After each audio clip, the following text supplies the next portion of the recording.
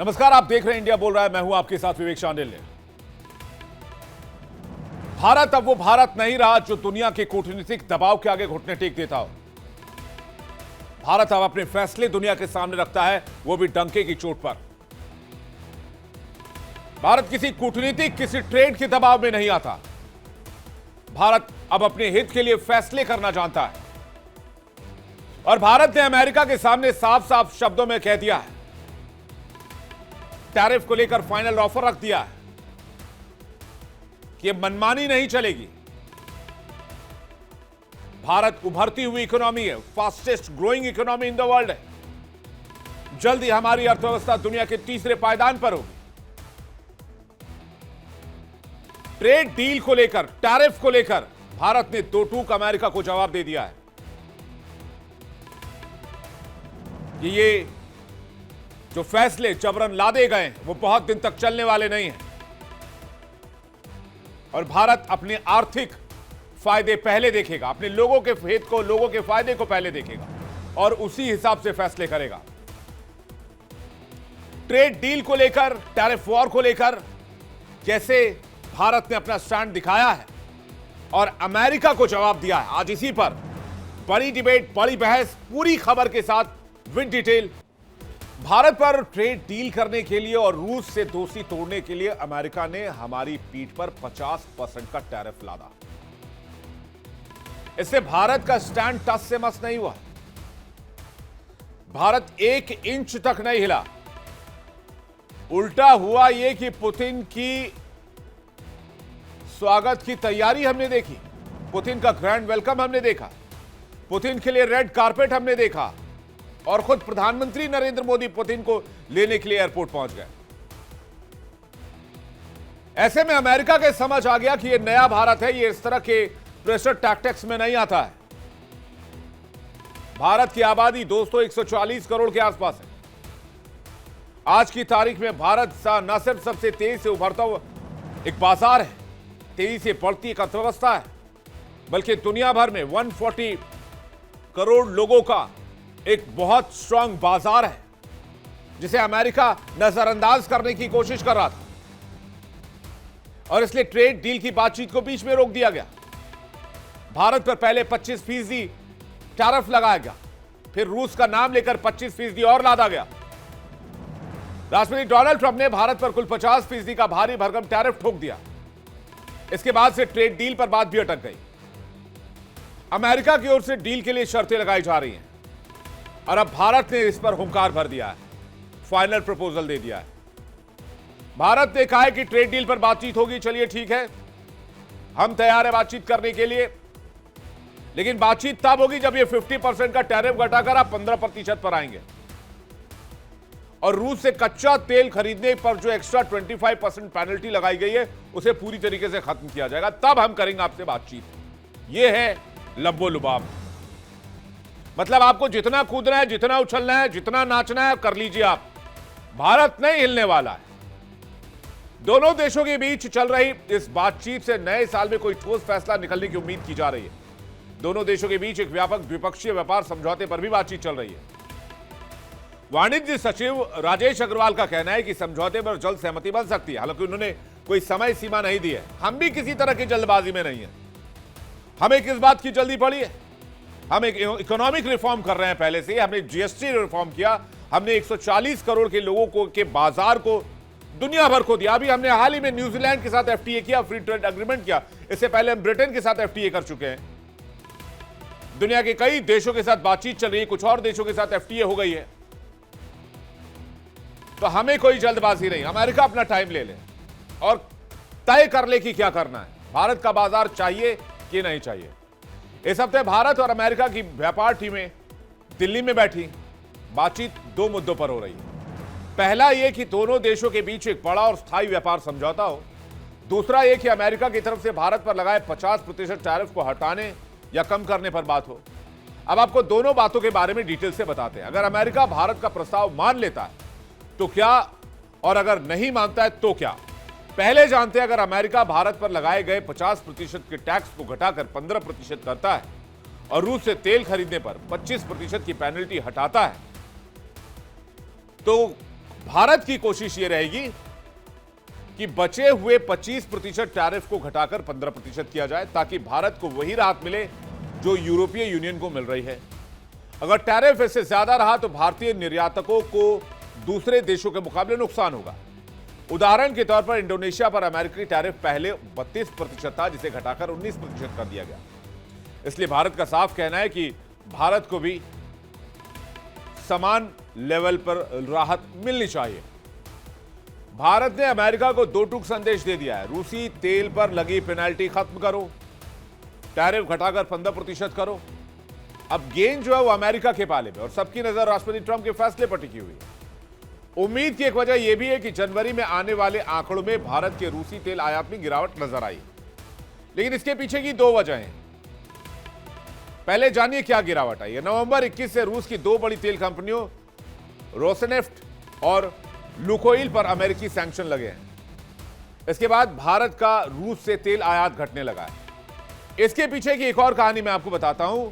जो कंटेनर्स हैं जिसके जरिए ऑयल शिप होती है, वो कंटेनर्स बेसिकली वेस्टर्न कंपनीज हैं, और सैंक्शन के बाद वो कंटेनर्स भी घटे, जिसकी वजह से भी ऑयल प्रचुर मात्रा में भारत नहीं पहुंच पा रहा। लेकिन भारत ने जो रूसी तेल है उसको नवंबर में करीब 17.7 लाख प्रति बैरल पर डे इंपोर्ट किया, जो दिसंबर में 12 लाख बैरल पर डे के आसपास हो गया है। आने वाले समय में ये 10 लाख बैरल पर डे के आसपास रह सकता है। यूक्रेन युद्ध के बाद भारत रूस का सबसे बड़ा तेल खरीदार बन गया था, जिस पर ट्रंप प्रशासन ने कई बार सवाल उठाए।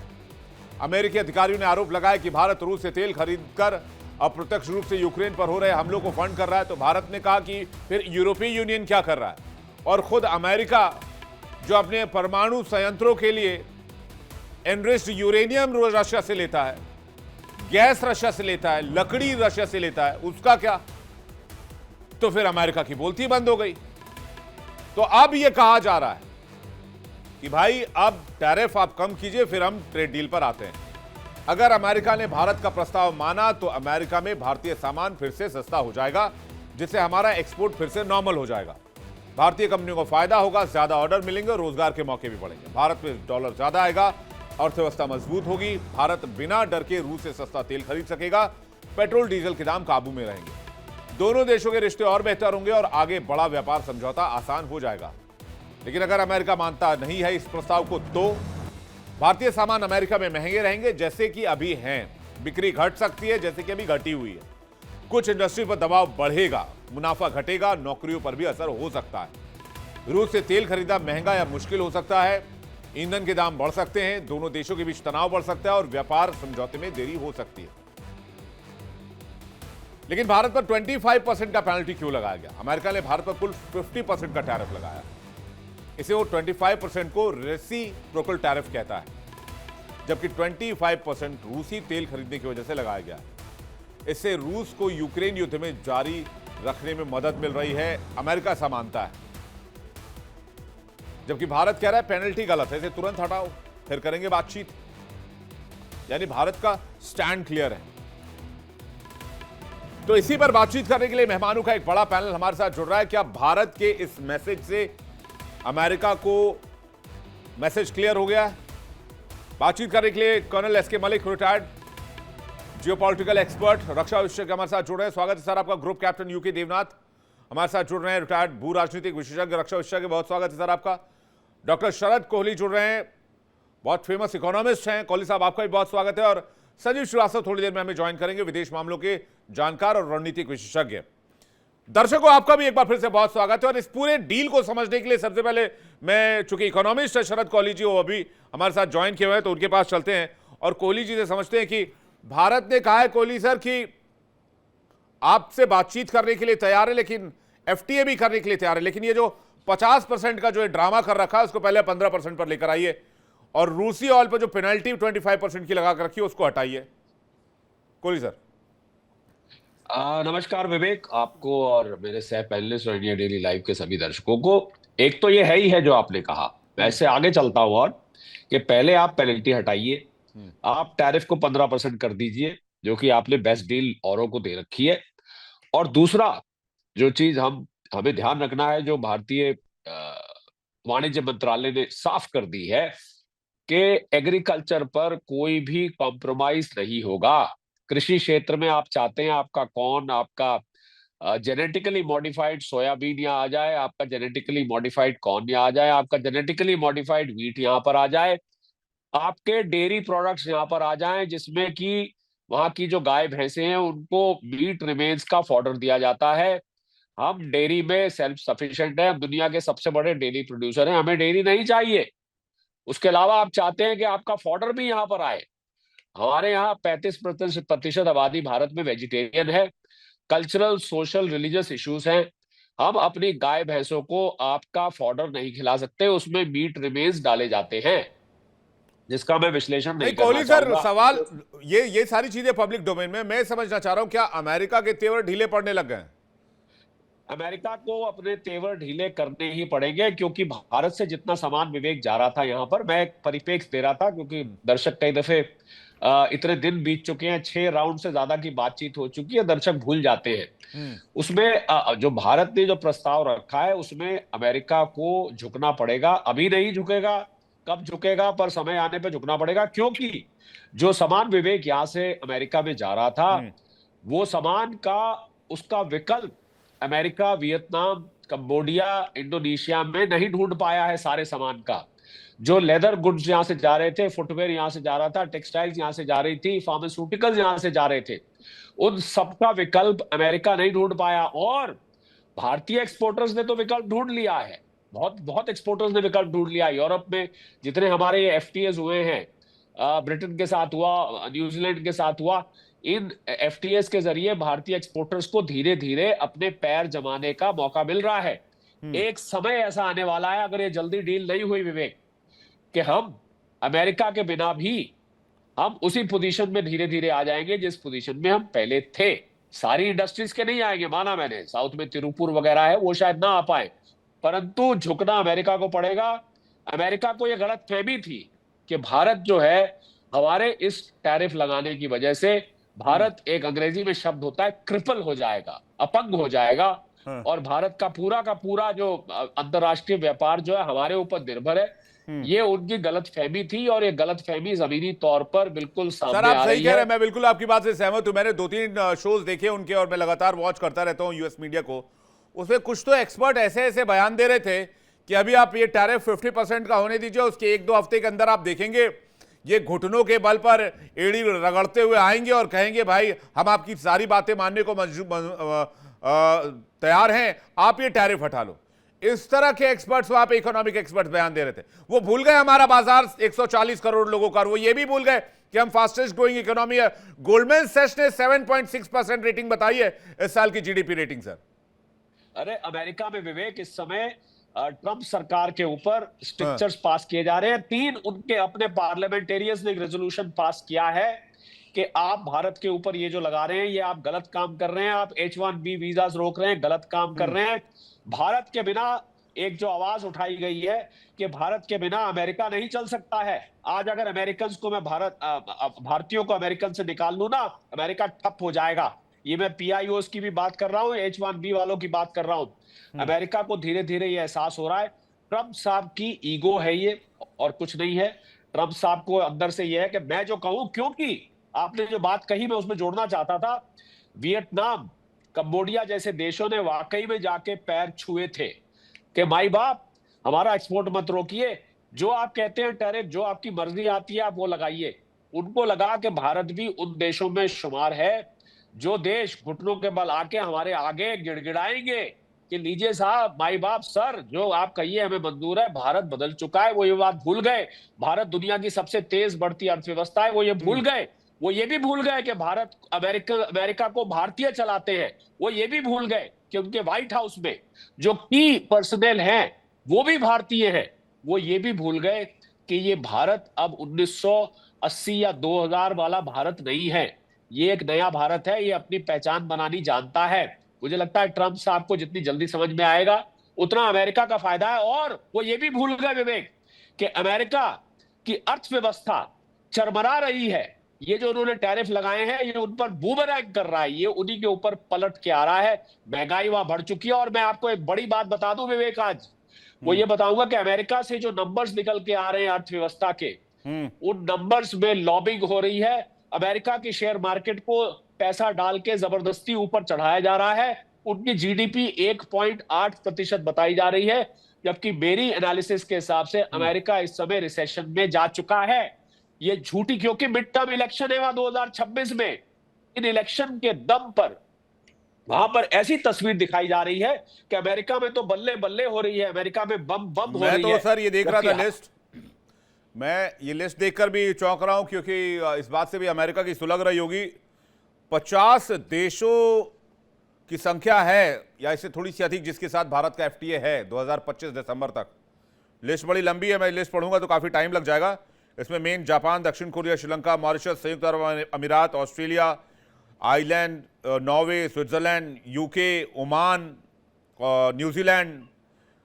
तो ये बताता है कि भारत की इकोनॉमिक पावर कितनी जबरदस्त होगी। संजीव श्रीवास्तव में ज्वाइन कर रहे हैं जी, आप कुछ कहना चाह रहे थे जल्दी से। मैं यही कह रहा था कि क्या ये देश पागल है? क्या ये देश पागल है जो भारत के साथ एफटीए कर रहे हैं?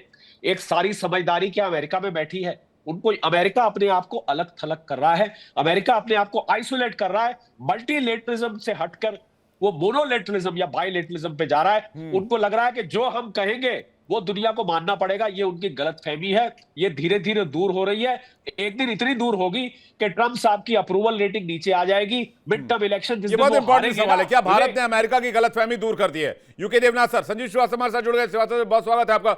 उसके बाद में संजीव जी और मलिक जी आपके पास आ रहा हूं। यूके देवनाथ सर, इसमें कोई शक नहीं है कि भारत ने अमेरिका के सामने अपना पक्ष बहुत मजबूती से रखा है। गौरतलब बात है कि व्यापार दोनों के देश के बीच में लगातार बढ़ रहा है। 120 बिलियन डॉलर से बढ़कर 140, 160 और आने वाले 5 साल में 2030 तक 180 बिलियन डॉलर होने वाला है। एक और चीज जो ट्रेंड बहुत है कि अमेरिका से भारत कम आयात करता है, क्योंकि अमेरिकन गुड्स की भारत को दरकार नहीं है। अमेरिका जो चीजें बनाता है, भारत वही चीजों को भारत या तो खुद इंडिया में बना लेता है, ठीक है, 19-20 का फर्क होता है, या भारत दूसरे देशों से उन्हीं चीजों को आयात करता है सस्ते में। तो अमेरिका से हम कम आयात करते हैं। इसके बनस्बत अमेरिका की मजबूरी है कि वो भारत से आयात करने के लिए मजबूर है। अमेरिका भारत से सस्ते और रिलायबल इलेक्ट्रॉनिक प्रोडक्ट खरीदता है। उसको इस तरह के सस्ते और रिलायबल इलेक्ट्रॉनिक प्रोडक्ट और कहां से मिलते हैं भारत के अलावा? ठीक है, चाइना देता है, ताइवान देता है, लेकिन भारत भी देता है। फार्मास्यूटिकल्स जो इंडस्ट्री है, बल्क जो ड्रग्स हैं अमेरिका में, उसका 35% मार्केट जो है भारतीय ड्रग्स इंडस्ट्रीज का है। तो वहां से वो इंडिया से क्यों लेते हैं? क्योंकि हमारी फार्मास्यूटिकल्स जो है रिलायबल है, सस्ती हैं, गुणवत्ता अच्छी है। इसी तरह से डायमंड्स, देखिए अमेरिका एक ऐसा देश है जहां पे सबको बहुत सरप्लस कमाई है। तो वहां शौकिया लोग बहुत हैं जो कि डायमंड्स, जेम्स, ज्वेलरी, सोना चांदी में ज्वेलरी पहनना चाहते हैं। कौन देता है उनको? भारत ही देता है। भारत के अलावा कोई दूसरा देश ऐसा नहीं है कि जो कि इतने डाइवर्स डिजाइन, देखिए चाइना में भी ज्वेलरी बनती है, लेकिन वो ज्यादातर कंप्यूटर एडेड कैड वाले डिजाइन होते हैं, जबकि भारत की जो ज्वेलरी होती है उसकी डिजाइन जो है हाथ से बनाई जाती है। और उसमें एक हमारे यहाँ जो प्रथा है कि ज्वेलरी में हम फूलों का, मनुष्यों का, प्रकृति को दिखाते हैं, वो बहुत ही यूनिक है। और सबसे बड़ी बात यह है कि अमेरिका की मजबूरी क्या है? अमेरिका भारत से इसलिए भी इंपोर्ट करना चाहेगा क्योंकि अमेरिका की भारत जो है वो अमेरिका की दरकार है। अमेरिका को भारत के साथ बनाए रखना पड़ेगा। अगर अमेरिका चाहता है कि भविष्य में चीन के साथ कुछ हो, तो भारत एकमात्र देश है जो कि चीन के ऊपर डायरेक्ट दबाव डाल सकता है। हमारी चीन के साथ बाउंड्री साझा है, तो अमेरिका को भारत की दरकार है। लेकिन हाँ, इसमें कोई शक नहीं है, कुछ समय के लिए हमें हमारा स्ट्रॉन्ग पोस्चर मजबूत रखना पड़ेगा। देखिए रशियन ऑयल जरा टेढ़ा मामला है। जब तक रशियन ऑयल भारत को करीबन $4 प्रति बैरल सस्ता मिलता है, हम रशिया से आयात करते रहेंगे, चाहे डायरेक्टली चाहे इनडायरेक्टली। लेकिन जैसा कभी कभी हो रहा है पिछले 2 महीने से कि रशियन ऑयल मात्र $2 प्रति बैरल सस्ता है ब्रेंट क्रूड बास्केट के तुलना में। तो फिर रूस से कच्चा तेल आयात करना हमारे लिए टेक्नोलॉजिकली और फाइनेंशियल पॉइंट ऑफ व्यू से इतना ज़्यादा बनती नहीं है। इसलिए जब पुतिन भारत में आए थे, पृष्ठभूमि में उनको ये समझाया गया कि भारत रूस से कच्चा तेल खरीदता रहेगा, लेकिन एक बैरल पे हमें $4 $5 तो फर्क होना ही चाहिए बनिस्बत brent crude oil basket, west Asia का जो क्रूड है। जी, यानी कि इंडिया का प्रोस्पेक्ट और इंडिया की जो लाइन है वो बिल्कुल क्लियर है संजीव जी। इससे पहले तो ऐसा नहीं थी, उधर चाइना ने भी घुड़की दे दी है। डिफेंस कंपनीज को 10 डिफेंस कंपनीज को ब्लैकलिस्ट किया है और कई लोगों को तो अमेरिकन को तो चाइना ने अपने आप बैन कर दिया और आपको घुसना ही मनाया चाइना में।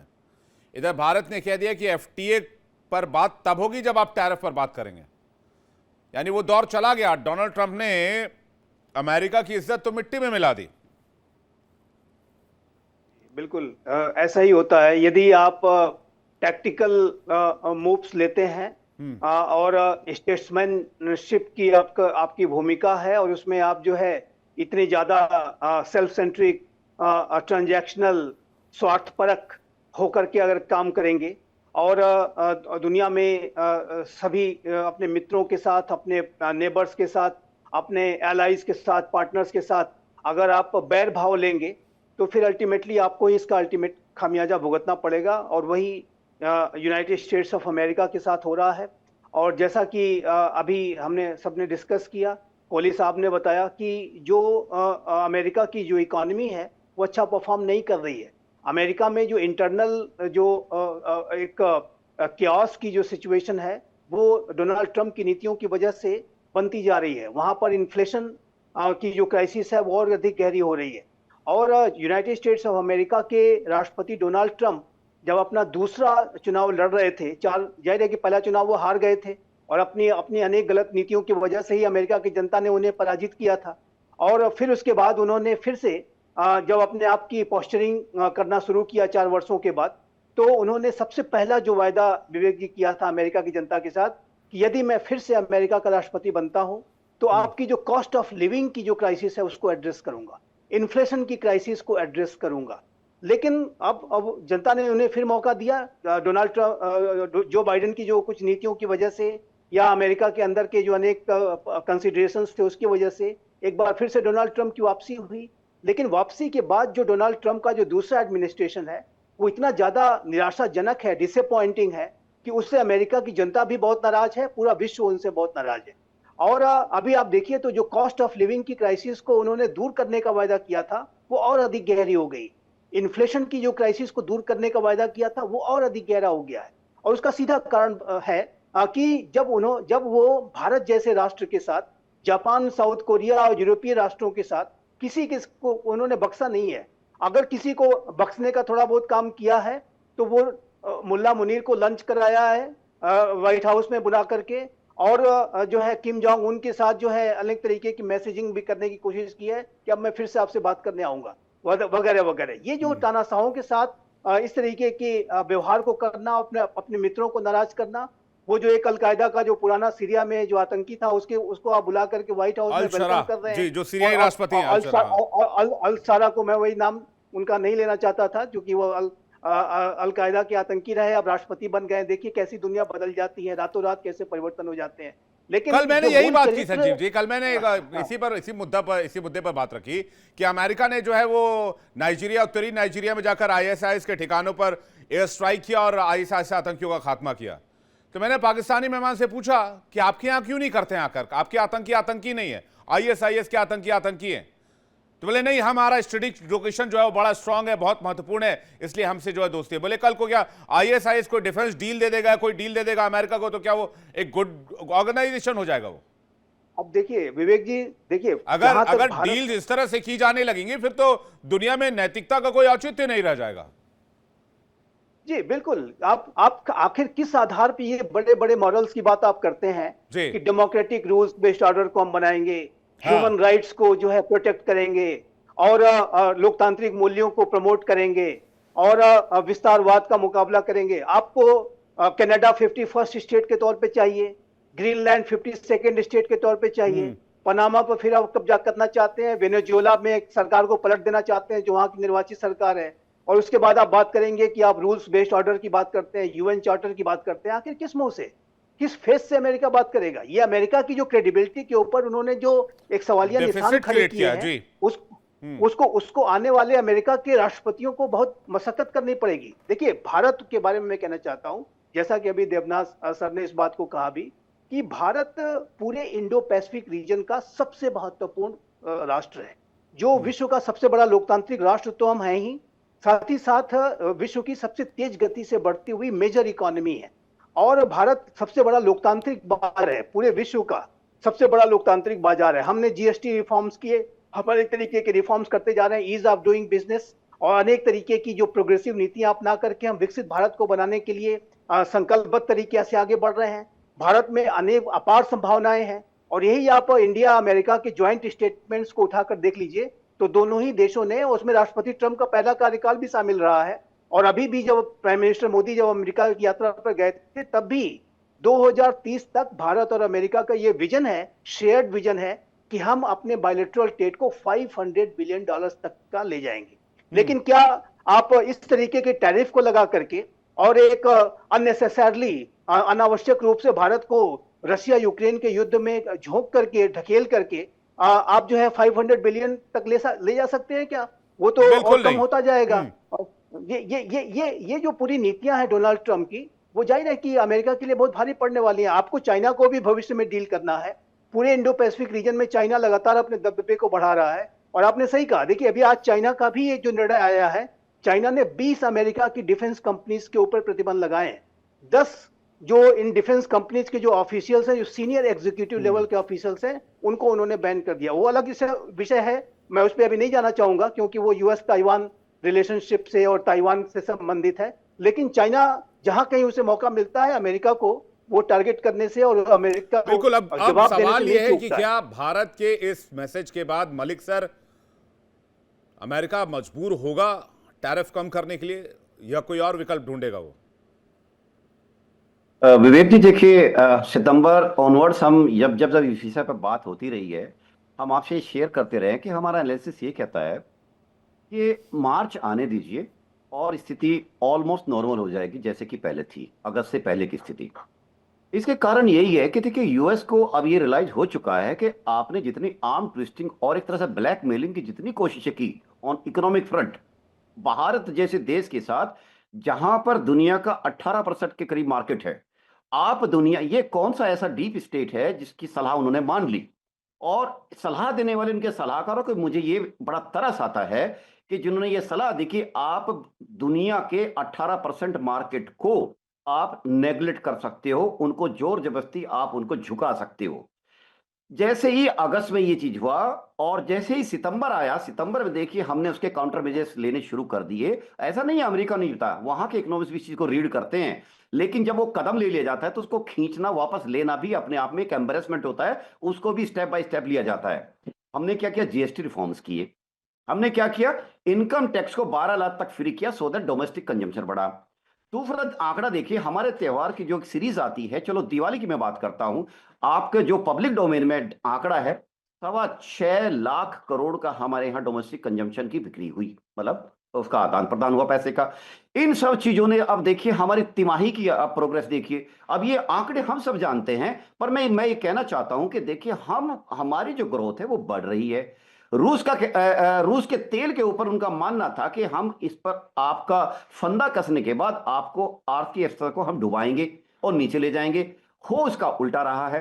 भारत ने नए नए, जैसे कि अभी जो स्पीकर थे उन्होंने बताया कि, और आपने भी इस बात को किया कि तकरीबन 50 देशों के साथ हम एफटीए कर चुके हैं, और वह सब लोग इतने बेवकूफ नहीं हो सकते कि हमारे साथ एफटीए ऐसे ही कर लेंगे।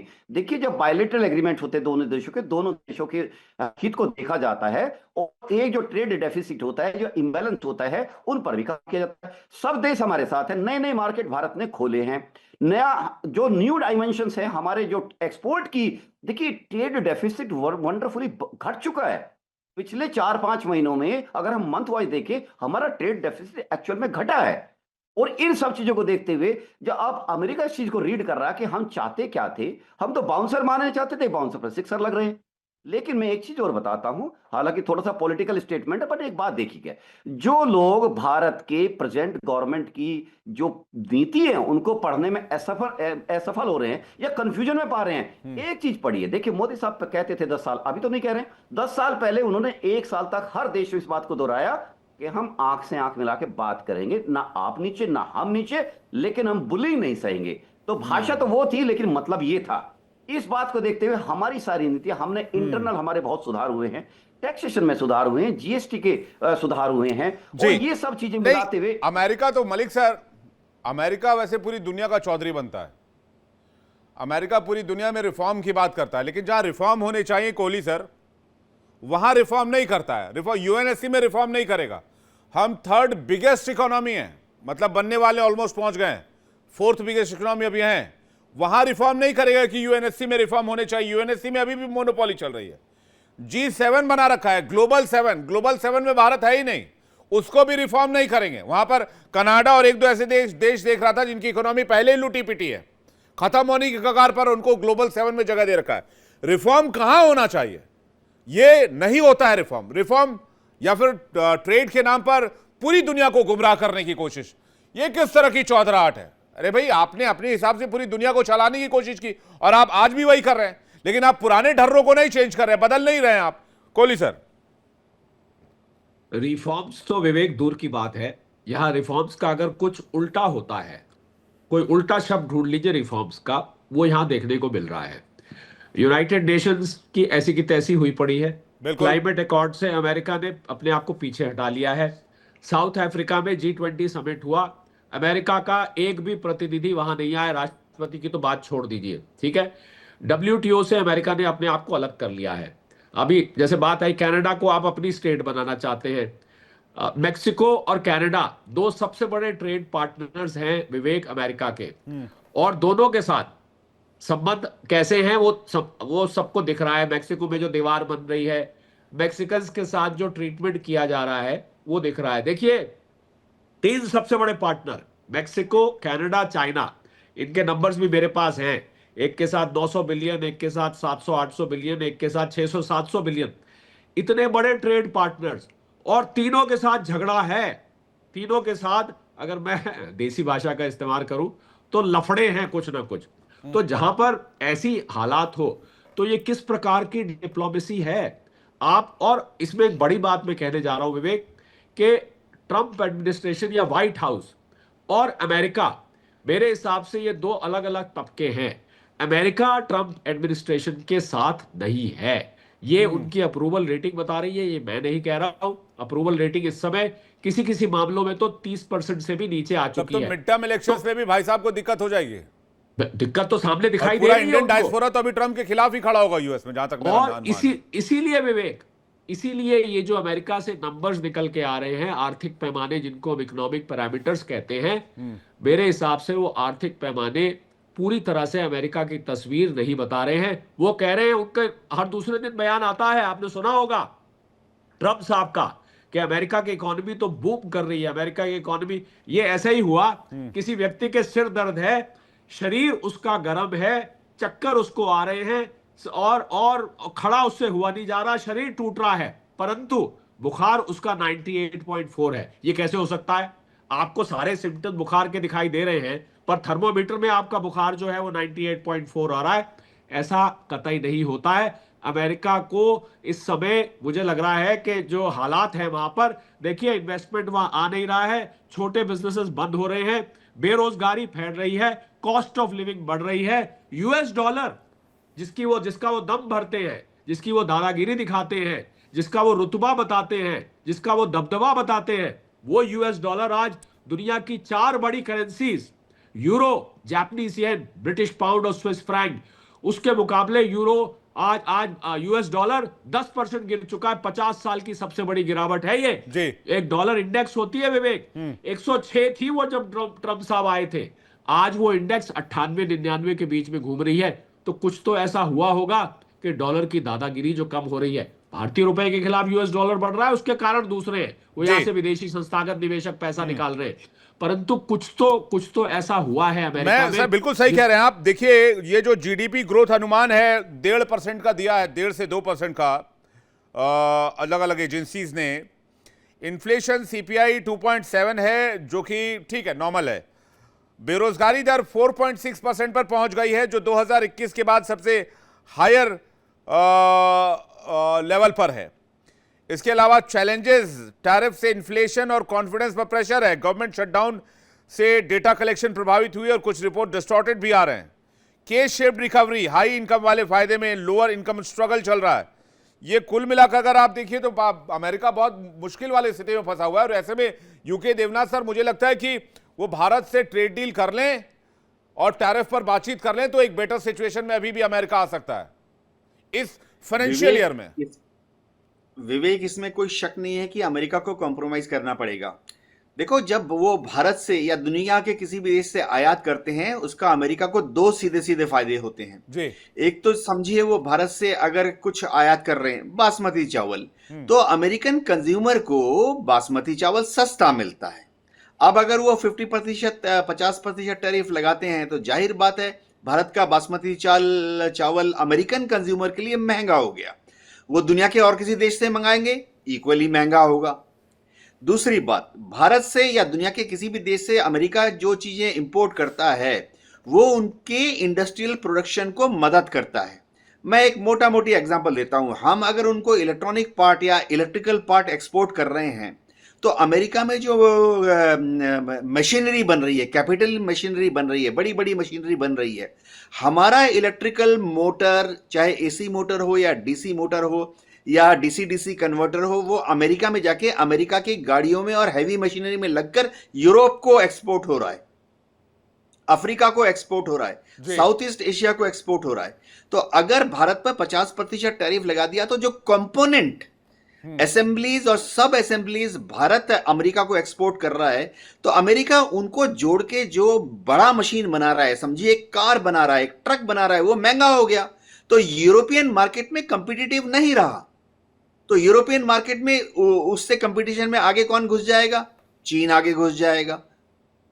तो हो क्या रहा है कि जैसे जैसे भारत का महंगा सामान और जरूरी सामान अमेरिका खरीदने के लिए बाध्य होगा तो अमेरिका की जो बड़ी बड़ी मशीनरी हैं वर्ल्ड मार्केट में नॉन कॉम्पिटिटिव बन जाएंगी। मैं आप विवेक आपको एक और चीज बताना चाहता हूं। अमेरिका ऐसा देश कि अमेरिका को सरेंडर करना पड़ेगा, राइट? इसमें कोई शक नहीं है क्योंकि अमेरिकन इकोनॉमी इस तरह से बेस्ड है कि वहां सिर्फ बड़ी चीज बनती है।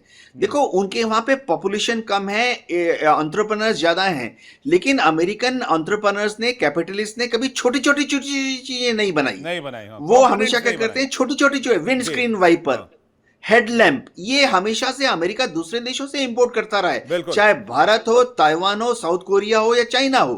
अब टैरिफ लगाएगा तो वो विंडस्क्रीन वाइपर अमेरिका नहीं पहुंचेगा।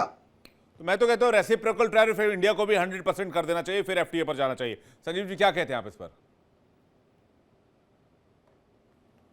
जी जी बिल्कुल बिल्कुल सही देवनाथ सर ने कहा कि अमेरिका ने जो चीप लेबर के लिए, रिसोर्सेस के लिए जो डेवलपिंग कंट्रीज थी, भारत है और सबसे बड़ा तो उसने चाइना को इसका इस्तेमाल किया, अन्य देशों को भी वो इस तरह से अपनी सप्लाई चेन्स के लिए इस्तेमाल करता है और वहां से छोटी छोटी वस्तुओं को अपने यहाँ मंगाता है। और जाहिर है कि उसका जो कंपनी का नाम तो अमेरिकन कंपनीज के नाम से वो वहां पर उन्होंने स्थापित किया हुआ है, लेकिन जो सारा जो काम है वो छोटे ये जो विकसित जो डेवलपिंग कंट्रीज हैं वहां पे हो रहा है। तो ऐसे में जो अमेरिका के अंदर जो लेबर की जो एक क्राइसिस है उसको डोनाल्ड ट्रंप क्या एड्रेस कर लेंगे? बिल्कुल नहीं कर पाएंगे। उनको ये लगता है कि अब अमेरिकन कंपनीज का समय आ गया है, बाय अमेरिकन, मेक अमेरिकन वगैरह की बातें कर रहे हैं, लेकिन क्या ये रातों रात हो? आपने जब दशकों तक ऐसी व्यवस्था डेवलप की है, 1979 में चाइना में इकोनॉमिक रिफॉर्म शुरू हुए, उसके बाद आपने बड़ी संख्या में बहुत बड़े पैमाने पर चाइना में अपनी सप्लाई चेन स्थापित की, अन्य देशों में अपनी सप्लाई चेन आप लगातार स्थापित करते जा रहे हैं और फिर रातों रात आपको यदि लगता है कि इससे bye American, make American, built American ये सब हो जाएगा, तो ये होने वाला नहीं। और जाहिर है कि यदि आप सबके ऊपर टैरिफ लगाते जाएंगे तो अल्टीमेटली उसका जो खामियाजा है वो अमेरिका के जो कंज्यूमर्स हैं वो उठाएंगे और वो उठा रहे हैं। बिल्कुल सही बासमती राइस का एग्जाम्पल दिया और उसके साथ साथ जो अन्य वस्तुएं भी हैं जो अन्य देशों पर जो वहां पे आपने टैरिफ लगाए हैं, वहां से जो वस्तुएं हैं वो तो महंगी होंगी। वो तो अमेरिका की जो टैक्स पेयर्स की और वहां के आम नागरिकों के पॉकेट पे खर्चा आएगा। अल्टीमेटली वो जो है जिसका वायदा करके आए थे उसके खिलाफ आप काम कर रहे हैं कि वहां पर कॉस्ट ऑफ लिविंग और अधिक गहरी होती जा रही है, इन्फ्लेशन की क्राइसिस बढ़ती जा रही है। और इसका देखिए खामियाजा जो पॉलिटिकल उसका फॉल आउट है वो आप न्यूयॉर्क सिटी के और अन्य जो इलेक्शन हुए उसमें आप देख सकते हैं। ममदानी के क्या विचार है, मेयर इलेक्शंस वो और ममदानी गवर्नर का इलेक्शंस विचार में देख उतना चुके ज्यादा हैं, बिल्कुल। इंपॉर्टेंट नहीं था, लेकिन ममदानी अगर जीत गया है और ममदानी को इतनी बड़ी अगर विजय मिली है न्यूयॉर्क सिटी में, तो जाहिर है कि ये डोनाल्ड ट्रंप की नीतियों के प्रति लोगों का जो गुस्सा है वो पहले ही दिख गया है। मुझे लगता और है अभी कि मिड टर्म तो आने इंडियन वाला है। डायस्पोरा का भी एक प्रेशर होगा संजीव सर, और उसको एक तरह से कंट्रोल करने के लिए हो सकता है कि ये डील बन जाए या टैरिफ कम हो जाए मिड टर्म इलेक्शन से पहले। देखिए मेरा ऐसा मानना है कि अमेरिका के राष्ट्रपति डोनाल्ड ट्रंप को और उनके पूरे एडमिनिस्ट्रेशन को एक ऐसा फार्मूला, एक विन विन सिचुएशन पे आना ही होगा। उन्हें अपने रिवर्सल को करना ही होगा। वो उसको सस्टेन लंबे समय तक नहीं कर सकते। यदि वो एडामेंट रुख अपनाते हैं, यदि उसको जो लंबा खींचते हैं, तो अल्टीमेटली इसका जो खामियाजा है वो वो अमेरिका डोनाल्ड के ट्रंप लोगों को को और उनके उठाना पड़ेगा, एडमिनिस्ट्रेशन को बिल्कुल। मलिक सर का भुगतना रिएक्शन पड़ेगा। चाहूंगा। मलिक सर, क्या अमेरिका अभी अपने अड़ियल रुख पर, या डोनाल्ड ट्रंप कहें, डोनाल्ड ट्रंप स्पेशली कहें तो ज्यादा बेटर होगा, डोनाल्ड ट्रंप और ट्रंप प्रशासन अपने अड़ियल रुख पर अभी भी अड़ा रहेगा, या 15% के इस ऑफर को एक्सेप्ट करेगा, भारत के ऑफर को एक्सेप्ट करेगा?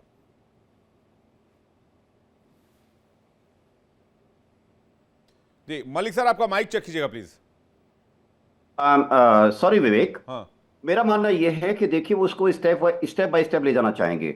और मेरा अपना आकलन ये करता है कि मार्च तक शायद ये चीज अराउंड 25% के आसपास आ जाएगी और उसके बाद फर्दर रोल बैक होने की उम्मीद है।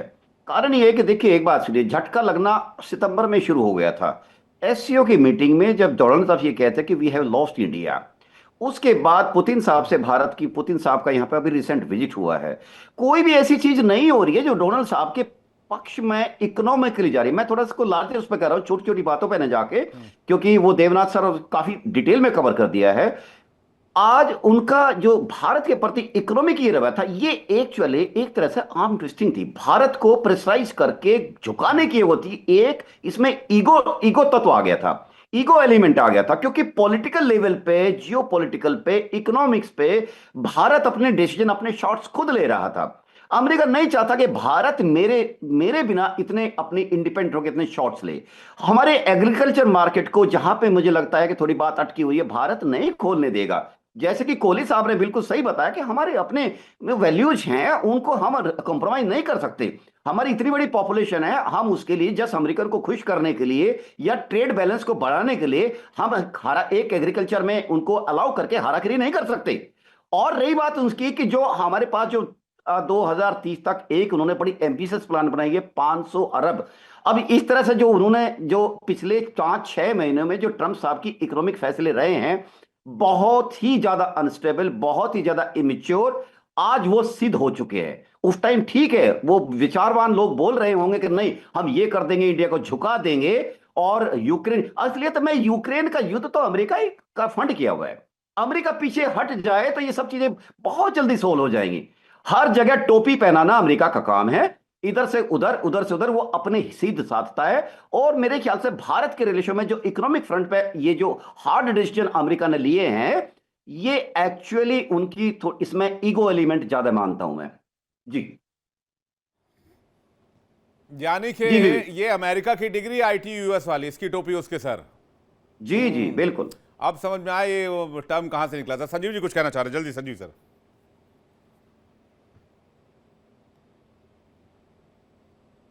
एक बात मैं विवेक जी लास्ट में आपके सवाल के और शो के अंत में कहना चाहता हूं कि देखिए भारत की चाहे वो विदेश नीति हो, चाहे वो रक्षा नीति हो, चाहे वो आर्थिक नीति हो, सब में स्ट्रेटेजिक ऑटोनॉमी यानी रणनीतिक स्वायत्तता उसका अभिन्न अंग रहा है, आज भी है और भविष्य में भी रहेगा। यानी कि भारत जो भी अपने निर्णय लेता है वो अपने राष्ट्र के हितों को सर्वोपरि रखते हुए लेता है।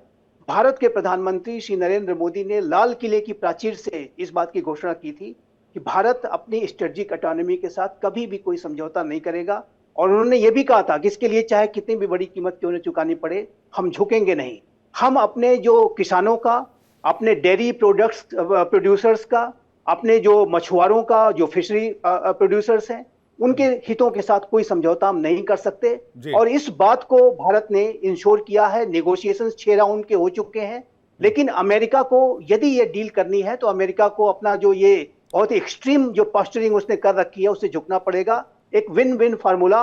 और कुछ जो सेक्टर्स हैं वो तो बिल्कुल ही कॉम्प्रोमाइजिंग नहीं है, कृषि का, डेयरी का और फिशरीज का, उस पर कोई कॉम्प्रोमाइज नहीं किया जाएगा। बिल्कुल। शरद कोहली जी जल्दी से सर 10 सेकंड में। कहावत होती है, कोई अगर रूठ जाए और उसको जब कोई मनाने आए तो 1-2 बार मनाए तो मान जाना चाहिए। अगर वो नहीं मानेगा तो जो रूठा हुआ व्यक्ति है ना, उसको स्वयं उसको रूठने, अपने आप को मनाना पड़ेगा। तो ये जो और अभी मलिक साहब कह रहे थे सलाहकार की बात, कि वो उनके कौन सलाहकार हैं, हकीकत ये है कि वो किसी की सलाह मानते ही नहीं है। उनको सिर्फ उनके इर्द गिर्द सिर्फ यस मैन खड़े हुए हैं, वही इनको चाहिए, किसी की सलाह वो नहीं मानते हैं। अमेरिका अपने लिए रेसिपी फॉर डिजास्टर बुन रहा है। जितनी जल्दी समझ जाएगा, आपसे मैं मार्च में 2 महीने बाद फिर जुड़ना चाहूंगा और मैं अमेरिका की आर्थिक स्थिति पर अलग से आपके साथ चर्चा करना चाहूंगा। एक एक पैमाने को हम खोलेंगे, अमेरिका के किसी व्यक्ति को साथ लेकर बैठेंगे, वो आपको हकीकत बताएंगे कि अमेरिका में सर अगर क्या इसे बहुत हालत है। आसान शब्दों में समझा जाए तो मैं मानता हूं कि आप सभी पैनलिस्ट में से एग्री करेंगे।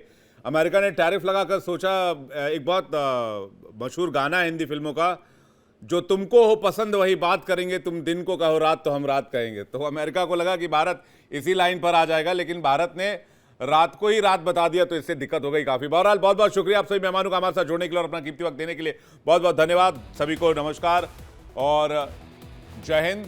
फिलहाल इंडिया डेली क्विज कॉन्टेस्ट का वक्त है और इंडिया डेली क्विज कॉन्टेस्ट में हमारा आज का सवाल है, आरबीआई के गवर्नर का नाम क्या है? Option A Sanjay Malhotra, option B Shaktikanta Das. सही जवाब भेजिए 72407 72407 पर। सही जवाब देने वाले लकी विजेता को मिलेगा शानदार इनाम। और हम आपको बताते हैं सही जवाब देने वाले कल के विनर का नाम। कल के विनर हैं मनीष पटेल, नरसिंहपुर मध्य प्रदेश से। मनीष बहुत बहुत बधाई। इंडिया डेली अब आपके स्मार्ट टीवी पर भी मौजूद है। इंडिया डेली 24/7 देखिए अपने स्मार्ट टीवी पर लाइव और लगातार।